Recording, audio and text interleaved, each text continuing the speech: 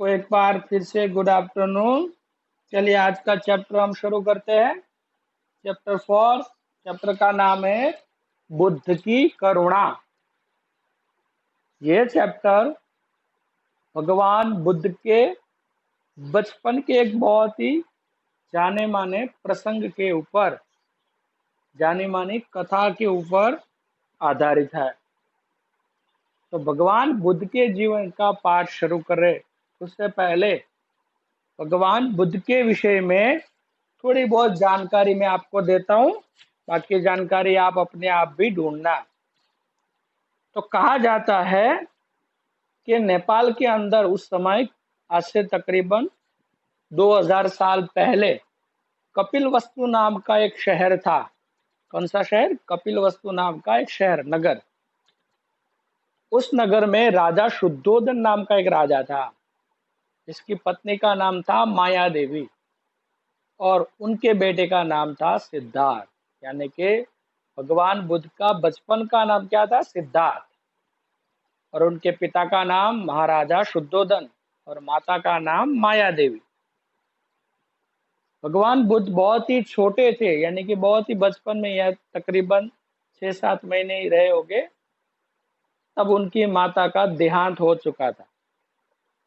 और बचपन से ही बड़े लाड प्यार से उनके पिता ने उनको पाला था और महल में सारी चीजें उनको आसानी से मिल जाए ऐसी व्यवस्था की थी।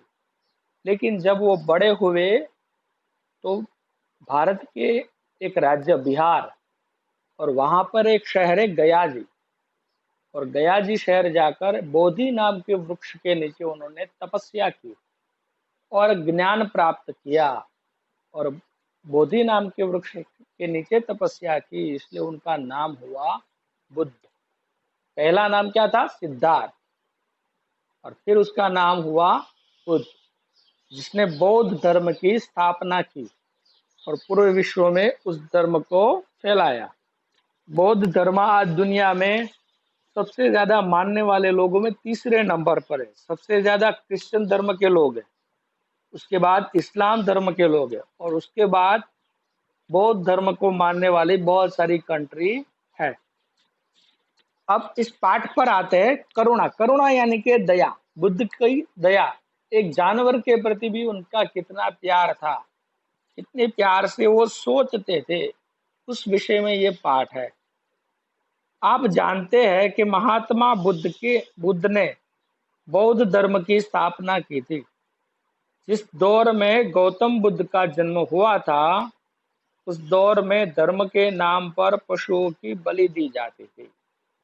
यानी कि इस चैप्टर में बताया कि गौतम बुद्ध के बारे में तो आप जानते ही थे, और बौद्ध धर्म की स्थापना उन्होंने की। लेकिन जब उनका जन्म हुआ तो उस समय राजा महाराजाओं में या लोगों में एक ऐसी प्रथा थी कि कोई भी काम करो, ईश्वर को प्रसन्न करने के लिए पशुओं की, जानवरों की बलि दी जाती थी। लोग ऐसा करते थे। शिकार करना क्षत्रियों का अधिकार समझाता था। राजा महाराजा जंगल में जाकर शेर को या किसी और जानवर को मारते थे, ऐसी अपने खुशी के लिए। कोई जानवर का दोष ना हो, किसी ने ऊपर आक्रमण किया हो ना किया हो, फिर भी वो जंगल में जाकर जानवरों को मारा करते थे। ऐसे समय में गौतम बुद्ध ने सभी जीवों के प्रति करुणा का संदेश दिया। यानी कि ऐसा समय जब सारे क्षत्रिय जानवरों को ऐसे ही मार दिया करते थे, निर्दोष जानवरों को, और पशुओं की बलि दी जाती थी, उस समय भगवान गौतम बुद्ध ने सभी इंसानों को जानवरों के प्रति भी दया रखना सिखाया और पशु प्रेम की जानकारी उन्होंने दी। ये बात उसमें कहते हैं। पाठ प्रवेश। पाठ के अंदर क्या है इस बात में इसमें बताया कि गौतम बुद्ध स्वभाव से ही शांति प्रिय थे। इनके पहले से ही स्वभाव था एकदम शांति प्रिय। जीव मात्र के प्रति करुणा भावना रखते थे। किसी जीव की प्राण रक्षा के लिए अपनी मित्रता तक को दांव पर लगाने से नहीं चूकते थे। यानी कि सभी जानवरों के प्रति वो प्रेम रखते थे। अगर जानवर को बचाने के लिए किसी इंसान से, अपने दोस्त से झगड़ा मोल लेना पड़े तो भी वो लेते थे। पहले जानवर को बचाना है। उनकी नजर में सभी जीव समान थे और वे मानते थे कि सब जीव निर्भय होकर जीने के लिए स्वतंत्र है। यानी कि उनके नजर में, यानी कि वो ऐसा मानते थे कि सभी जीव को जीने का अधिकार है, तो कोई भी किसी को मारना चाहिए नहीं, सभी को स्वतंत्र रहने का भी अधिकार है, किसी के बंधन में रहना चाहिए नहीं। किसी को भी किसी जीव के प्राण लेने का कोई अधिकार नहीं है। यानी कि कोई भी इंसान किसी भी जीव को मारे, ये कभी ठीक नहीं है। यानी कि बिना वजह किसी भी जानवर को मारना चाहिए नहीं, ये अधिकार किसी को भी नहीं। ये बात इसमें बताई गई है। अब एक नाटक के रूप में ये पाठ है, तो नाटक में जैसे अभिनय होता है, कैरेक्टर होते हैं, तो इसमें कुछ पात्र है, कैरेक्टर है, जिसमें एक है सिद्धार्थ, जो स्वयं भगवान गौतम बुद्ध है, दया मित्र, विहाग, विश्वामित्र और एक बकरी, इतने पात्र है इसमें। तो हम 4 इंसान है और एक बकरी है, एक जानवर है। अब पहला दृश्य, जैसे कि आप कोई मूवी देखते हो तो पहला सीन जो सामने आए, ऐसा एक पहला दृश्य, शुरुआत में ऐसा एक दृश्य आता है। एक मंच पर 4 किशोर, यानी कि नाटक के रूप में 4 लड़के स्टेज पर आते हैं और तीन के कंधों पर धनुष बाण। 4 लड़के आते हैं, उनमें से 3 के पास कंधे पर धनुष बाण है। अब सिद्धार्थ बोलते हैं, यह देखो सामने पहाड़ी की हरी हरी ढाल, ऊपर वृक्षों की आड़ से झांकता हुआ सूरज, नीचे जलाशय के एक किनारे सोई हुई छां और दूसरे किनारे सोई हुई धूप। यानी कि सिद्धार्थ जंगल में ये सभी घूम रहे, ऐसा दृश्य है। तो वहां पर सिद्धार्थ पहाड़ को देखकर क्या कहते हैं कि हरी हरी ढाल है, यानी कि बारिश के मौसम के बाद सारी हर तरफ हरियाली छाई हुई, तो वो ढाल, पहाड़ पूरा हरियाल हरा भरा दिख रहा है। ऊपर वृक्षों की आड़ से झांकता हुआ सूरज, वृक्ष पर बहुत सारे पेड़ है, तो उसमें कहीं कहीं वृक्ष सूरज छुप जाता है और वहां से दिखाई देता, इसलिए कहते हैं झांकता हुआ सूरज। नीचे जलाशय, पहाड़ के नीचे पानी का झरना है। एक किनारे सोई हुई छां और दूसरे किनारे सोई हुई धूप, लेकिन कहीं कहीं छांव है तो कहीं कहीं धूप है, लेकिन कहीं कहीं एक किनारे पर छांव है, एक किनारे पर धूप है। जैसे कि बड़ा पहाड़ होता है तो ये सूरज जहां पर है तो वहां पर धूप होगी, जहां सूरज की रोशनी नहीं जाती वहां पर छांव होगी। तो एक किनारे पर छांव है, एक किनारे पर धूप है, ऐसा बताए। सब कितना अच्छा है, मैं तो यहाँ कुछ देर बैठकर इस सुंदर दृश्य को जी भरकर देखूंगा। तो सिद्धार्थ अपने मित्रों को कहते हैं, ये दृश्य कितना मनोहर है, बहुत ही सुंदर है, तो मैं यहीं बैठूंगा और इस सुंदर दृश्य को कुछ देर निहारूंगा, देखूंगा। तुम लोग चाहो तो शिकार पर जा सकते हो, उसके बाद मुझे ले लेना। यानी कि अपने तीनों मित्र को, दया मित्र, विहाग और विश्वामित्र को, वो कहते तुम लोग आगे जाना चाहो तो जा सकते हो, शिकार करने जाना चाहते हो तो जाओ, मैं यहीं कुछ देर रुकूंगा। आगे कहते हैं विहाग, हित क्या क्वेश्चन है, बाद में लास्ट 5 मिनट में मैं आपको क्वेश्चन पूछ लूंगा। ओके, आगे कहते हैं विहाग नाम का लड़का कहता है, मैं तो नहीं जाऊंगा, मुझे तो इन लताओं और झाड़ियों के फूल बहुत पसंद है, मैं तो इसका एक मुकुट बनाऊंगा, मुझे तो सोने के मुकुट से ये फूलों के मुकुट ज्यादा सुंदर लगते हैं। तो तीनों मित्रों को सिद्धार्थ जाने को कहते हैं, लेकिन इसमें विहाग नाम का एक लड़का है, वो कहता है मैं नहीं जाऊंगा, मुझे तो ये लताओं यानी कि पेड़ पौधे और वहां पर जो फूल है, वो सारी चीजें की मौत मुझे बहुत ज्यादा पसंद है, और मैं इन फूलों से एक मुकुट बनाऊंगा, मुझे सोने के मुकुट से ये मुकुट ज्यादा अच्छा लगता है, पसंद है। तो वो भी आगे जाना चाहता नहीं। अब दयामित्र नाम का लड़का कहता है, नहीं सिद्धार्थ, आज तुमको हम लोगों के साथ शिकार खेलना पड़ेगा। यह नहीं हो सकता कि नित्य की भांति आज भी आप यहाँ बैठे के बैठे ही रह जाए।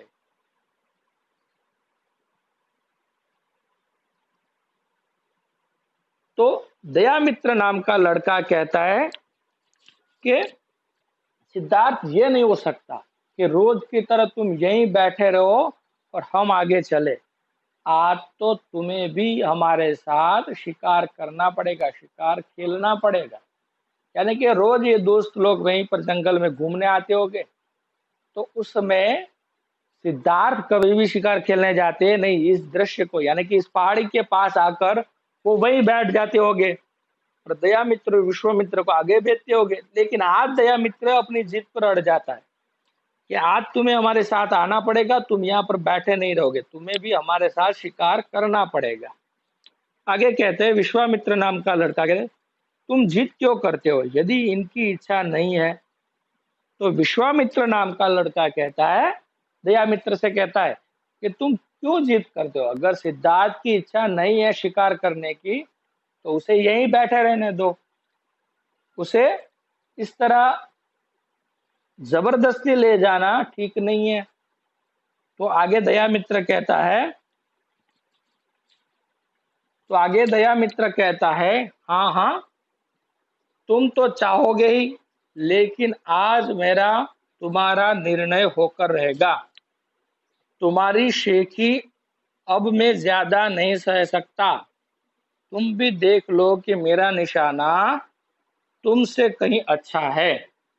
यानी कि विश्वामित्र ने जब दयामित्र से कहा है कि तुम सिद्धार्थ को जबरदस्ती मत बुलाओ, तो दयामित्र गुस्सा हो गया और वो विश्वामित्र से कहने लगा कि तुम तो यही चाहते हो। दयामित्र और विश्वामित्र के बीच में एक तरह से प्रतिस्पर्धा, कंपटीशन लगी रहती थी कि दोनों में से किसका निशाना बेहतर है, कौन सटीक तरीके से, ठीक तरीके से शिकार कर पाता है। तो दयामित्र की सोच ये थी कि मेरा निशाना तुमसे कहीं ज्यादा अच्छा है और आज इसका फैसला हो ही जाएगा। यानी कि तुम बड़ी बड़ी डींगे हाँकते हो, शेखी करना यानी कि बड़ी बड़ी बातें करना, कि तुम बड़ी बड़ी बातें करते हो, मेरा निशाना तुमसे बेटर नहीं है। तो ये आज बात हम सिद्ध कर ही देंगे कि मेरा निशाना तुमसे अच्छा है। आगे विश्वामित्र कहता है, यदि तुम्हारी यही इच्छा है तो यही सही, मुझे कोई आपत्ति नहीं है। तो विश्वामित्र भी अपनी हार मानने वाला नहीं था। तो वो भी कहता है, अगर तुम यही चाहते हो हम दोनों के बीच में कंपटीशन हो तो यही सही, मुझे इसमें कोई एतराज नहीं है। तो विहाग कहता है, अच्छी बात है, तब फिर जो जीतेगा मैं अपना मुकुट उसे दे दूंगा।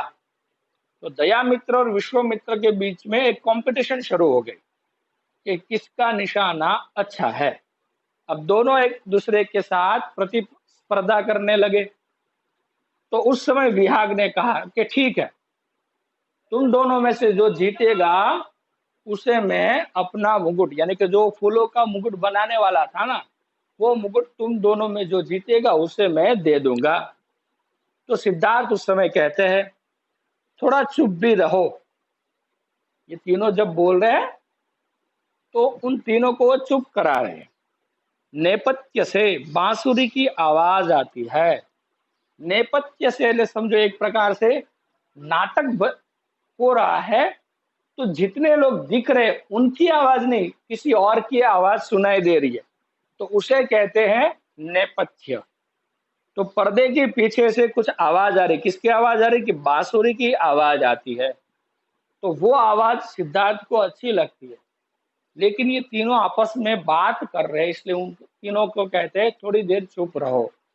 कितनी अच्छी बांसुरी बजा रहा है कोई, और कहते हैं कि बांसुरी कोई कितनी अच्छी बजा रहा है।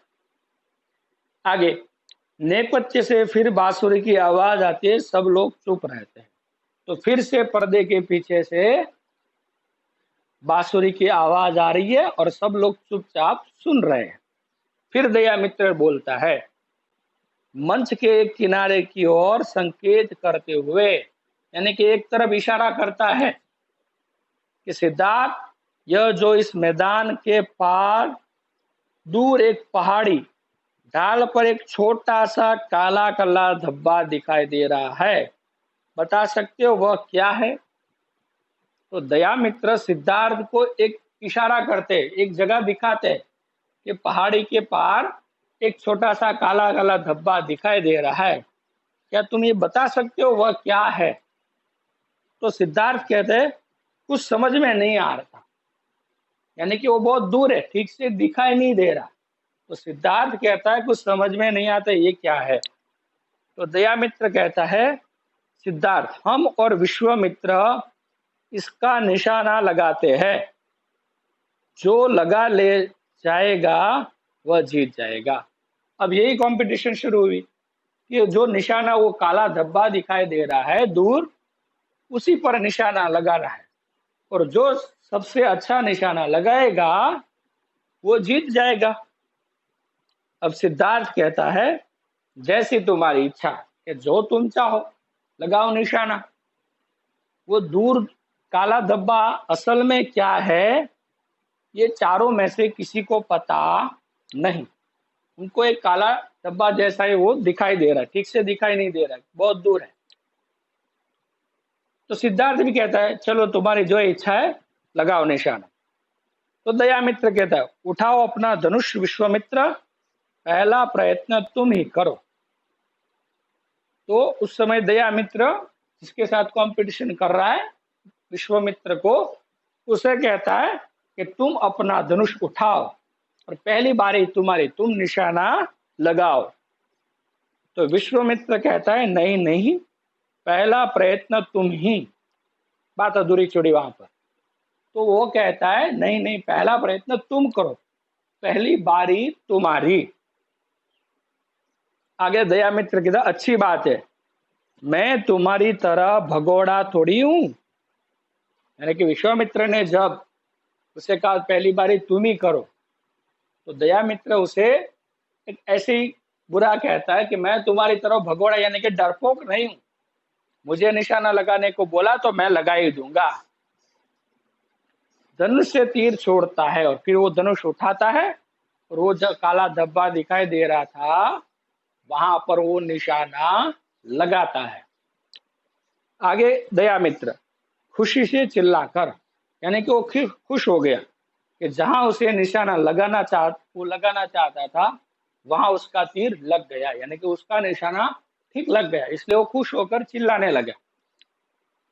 वह देखो सिद्धार्थ, वह धब्बा खो गया, निशाना ठीक लगा है, चलो देखे क्या है। मंच से प्रस्थान, यानी कि वो वहां से निशाना लगा रहा है, तो जिस काले धब्बे पर उसने निशाना लगाया वो अब दिखाई देना बंद हो गया। तो वो सोचने लगा कि मेरा निशाना ठीक लगा, तो खुश हो जाता है, और सभी लोग जहां तीर गया है वहां जाते हैं, यानी कि वो स्टेज से निकल जाते हैं।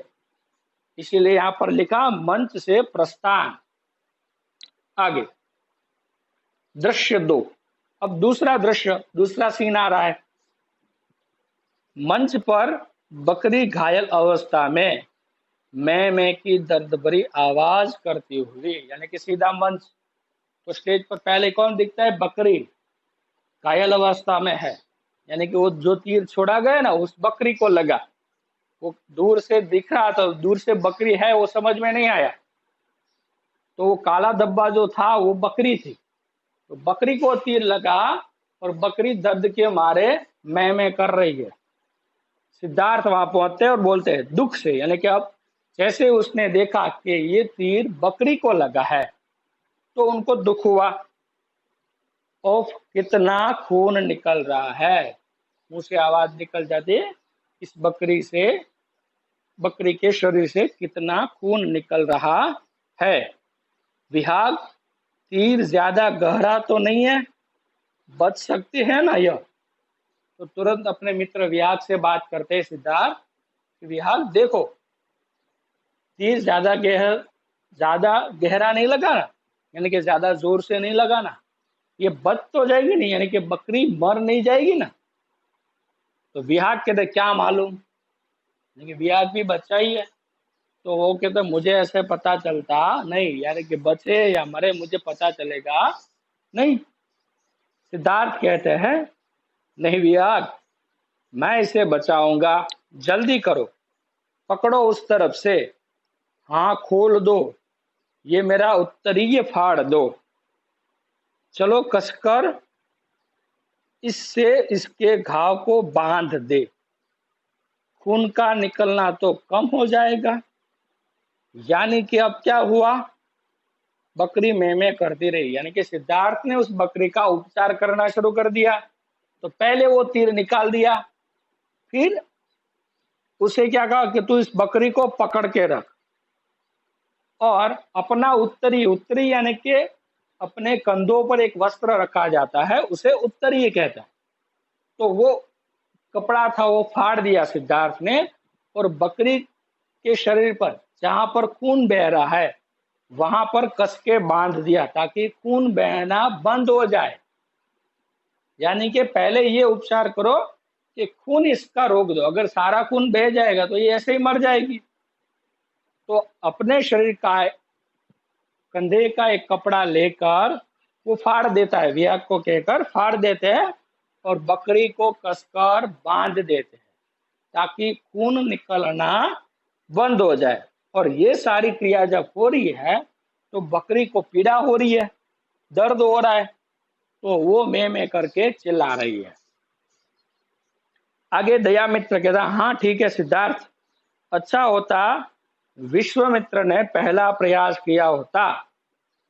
खैर अब ये सोचता हूं कि इसको यही बांध दिया जाए ताकि विश्वामित्र उसी स्थान से जाकर फिर निशाना लगाए। अब दयामित्र कहता है हाँ अब तुमने जो किया वो ठीक है, बकरी को ऐसे तुमने इसका उपचार किया, लेकिन दयामित्र कहता कि मेरी जगह पर अगर विश्वामित्र निशाना लगाता तो ठीक होता। यानी कि दयामित्र ये सोचता है कि मैंने निशाना लगा इसलिए इस बकरी को लग गई, अगर मेरी जगह विश्वामित्र निशाना लगाता तो वो निशाना चूक जाता तो बकरी बच जाती। यानी कि वो ऐसा सोचता है कि विश्वामित्र ठीक से निशाना लगा पाएगा नहीं। अब वो उन दोनों की कंपटीशन तो अभी अधूरी है, तो अब वो क्या कहते हैं कि ठीक है इस बकरी को यहीं पर फिर से बांध दो ताकि विश्वामित्र वहां जाकर, यानी कि जहां से मैंने निशाना लगाया वहीं से जाकर फिर से इस बकरी पर निशाना लगा सके। यानी कि पहला तीर तो लग ही चुका है, अब फिर से इस बकरी को और एक तीर मारने को वो कह रहा है। किस लिए, अपनी कंपटीशन के लिए, और कोई हेतु नहीं, और कोई इसका उद्देश्य नहीं है। अपनी स्पर्धा के लिए एक जानवर मर जाए उस बात की भी दया मित्र को कोई परवाह नहीं है। यानी कि इसको अभी बांध दो और वहां जाकर विश्वामित्र फिर से इस पे निशाना लगाएगा ताकि पता चले कि मेरा निशाना अच्छा है या फिर विश्वामित्र का निशाना अच्छा है। ये बात इसमें कही। आगे है सिद्धार्थ कहता है नहीं यह नहीं होगा, तुम क्या इसे एकदम मार डालना चाहते हो, तुम्हें दया नहीं आती, देखते नहीं हो यह खून दर्द के कारण इसका चिल्लाना। यानी कि पहला तीर तो उसे लग ही चुका है, कि मानो चलो वो गलती से लगा, लेकिन अब दया मित्र जानबूझकर इस बकरी पर निशाना लगाना चाहता है, तो वो सिद्धार्थ को ठीक लगा नहीं। इसीलिए वो दया मित्र से चिल्लाते हुए कहता है कि नहीं ये नहीं होगा, कि तुम देख नहीं रहे हो इसको तीर लगा है, कितना खून बह चुका है, कितना इसे दर्द हो रहा है, और इस दर्द के कारण ये कितनी चिल्ला रही है, और इसे और एक बार तीर लगेगा तो ये मर ही जाएगी, क्योंकि पूरी तरह से तुम इसे मार ही डालना चाहते हो। तो इसलिए वो आगे कंपटीशन करवाना चाहता नहीं। सिद्धार्थ अब मना कर रहे कि अब इसको कोई निशाना लगाएगा नहीं, लेकिन दयामित्र एक बहुत जिद्दी इंसान है, उसे अपनी जीत पक्की करनी है, तो उसे सिद्धार्थ की बात ये पसंद आती नहीं। इसलिए क्या कहता है कि मैं सब देखता हूं पर यही होगा। तुम विश्वामित्र के पक्ष ले रहे हो, विश्वामित्र का पक्ष ले रहे हो, तुम जानते हो कि वह असफल रह जाएगा। अब दयामित्र क्या कहता है, उसे सीधी बात भी उल्टी लग रही है। तो वो कहता है मैं सब जानता हूं लेकिन इस पर निशाना तो लगाया जाएगा। यानी कि तुम विश्वामित्र को हार से बचाने के लिए ये सारा नाटक कर रहे हो। सिद्धार्थ रियल में उस बकरी को बचाना चाहते थे, उस बकरी पर उसे दया आ रही थी तो वो बचाना चाहते, लेकिन दयामित्र क्या सोच रहा था कि विश्वामित्र उसका नजदीकी दोस्त है, खास दोस्त है सिद्धार्थ का, इसीलिए वो हार न जाए, इसलिए अब कंपटीशन आगे कराना ही नहीं चाहता। इसलिए वो दयामित्र सिद्धार्थ को ऐसा कहते हैं, तुम विश्वामित्र का पक्ष ले रहे हो, तुम उसे हारने से बचाना चाहते हो, इसीलिए अब इस बकरी पर निशाना लगाने को मना कर रहे हो। अगर वो निशाना लगाएगा तो इसका निशाना लगेगा ही नहीं, ऐसा वो दयामित्र सिद्धार्थ को कहता है। तो सिद्धार्थ क्या कहता है, यही सही, अगर तुम ऐसा सोचते हो तो यही सही, लेकिन इस बकरी पर अब कोई तीर चलाएगा नहीं। होता है ना, कभी कभी क्या होता है कि हम सही होते हैं फिर भी कुछ लोग हमें गलत ठहराते हैं, तो हम क्या करते हैं कि भाई तू, ये तेरी सोच है, हम उसका कुछ कर सकते नहीं। तो सिद्धार्थ ऐसे ही उस बात को खत्म करने के लिए कि वो कह देता है यही से, अगर तुम ऐसा सोच रहे हो कि मैं विश्वामित्र का पक्ष ले रहा हूं तो ये तुम्हारी सोच है, उससे मुझे कुछ लेना देना नहीं है, लेकिन इस बकरी पर और कोई निशाना लगाएगा नहीं, ऐसी बात वो कहते हैं। तो दयामित्र कहता है नहीं, मैं ऐसा नहीं होने दूंगा, मेरी जीत। तो दयामित्र भी बहुत जिद्दी इंसान है, उसे अपनी जीत चाहिए, बकरी मरे जिए उसे कुछ लेना देना नहीं है। तो वो कहता है नहीं, ऐसा मैं नहीं होने दूंगा, यानी कि कंपटीशन तो होगा ही, प्रतिस्पर्धा तो होगी, विश्वामित्र इस पर निशाना लगाएगा, अगर वो नहीं लगाएगा तो उसे मानना पड़ेगा मैं जीत गया, मेरा निशाना उससे अच्छा है, बेटर है, तो ये मानना पड़ेगा। यानी कि अगर तुम इस बकरी पर निशाना लगाना नहीं दोगे तो ऐसा मानना पड़ेगा कि विश्वामित्र से अच्छा निशाना दयामित्र का है। तो कहता है तो मेरी जीत, मैं जीत गया, ऐसा बोलो सभी। तो सिद्धार्थ कहते हैं दुख से, उसे बहुत दुख होता है कि उसका दोस्त ऐसी सोच रखता है, एक बकरी की जान जाए उसकी उसे कोई परवाह नहीं, बस अपनी जीत पक्की हो, इस बात की सोच से सिद्धार्थ को दुख होता है। तो दुखी होकर कहते हैं तुम्हें दूसरे की जान से अपनी जीत ज्यादा प्यारी है। तो दयामित्र को कहते हैं कि तुम्हें दूसरे से जान से, यानी कि किसी की जिंदगी चली जा रही है और सिर्फ हमारी हार जीत हो रही है, तो पहले क्या पसंद करना चाहिए, उसकी जिंदगी, क्योंकि खेल तो हम बाद में भी खेल सकते हैं, कोई और भी खेल हो सकता है, लेकिन किसी के जीवन से ज्यादा खेल महत्वपूर्ण होता नहीं। कोई भी खेल हम खेले, अगर उस खेल में ऐसा आ जाए कि हमारा बहुत ही ज्यादा नुकसान हो रहा है या सामने वाले का बहुत ज्यादा नुकसान हो रहा है, तो वो खेल खेलना चाहिए नहीं। खेल किस लिए होता है, मनोरंजन के लिए, खुशी के लिए, लेकिन अपनी खुशी किसी के जिंदगी से ज्यादा महत्वपूर्ण होते नहीं है, तो वो याद रखना चाहिए। सबसे ज्यादा जरूरी वो जीवन होता है, अपनी या सामने वाले की, इंसान की या जानवर की, किसी की जीत के लिए हम किसी की जिंदगी का सौदा कर दे, वो ठीक नहीं है। ये बात कहते हैं, क्या जीत की कीमत इसके प्राणों से अधिक है? तो सिद्धार्थ अपने मित्र से, दया मित्र से एक प्रश्न पूछते, क्या किसी की जीत, यानी कि तुम्हारी जीत की कीमत इसकी जान के आगे कुछ नहीं? यानी तुम जीतो वही तुम्हें देखना है, ये बकरी मर जाए ये तुम्हें देखना नहीं है। यानी कि तुम्हारी जीत की कीमत इसके प्राण से अधिक नहीं हो सकती, क्योंकि हम हार जीत, जैसे कि हम खुशी के लिए, कुछ बच्चे होते हैं गाड़ी चलाते, बाइक चलाते, नई नई बाइक चलाना सीखे होते, तो बाइक इतनी तेज चलाओ, अपनी खुशी के लिए चलाते, लेकिन उसी समय हम किसी के साथ एक्सीडेंट कर दे और उसे चोट लग जाए, तो हमारी खुशी के लिए किसी की जान जाए वो ठीक नहीं है। इसीलिए रास्ते पर जब हम कार चलाए, बाइक चलाए, तो उतनी स्पीड पे चलानी चाहिए जितना हमारा कंट्रोल हो। हमें ज्यादा स्पीड में खुशी मिलती है, लेकिन उस खुशी के लिए किसी की जान जाए वो ठीक नहीं है, तो वो ध्यान देना चाहिए। आगे कहता है दया मित्र, हाँ, इन जानवरों के प्राणों की क्या कीमत, रोज मरते रहते हैं, कितने तो भेड़िए उठा ले जाते हैं, बेकार की बातें मत करो।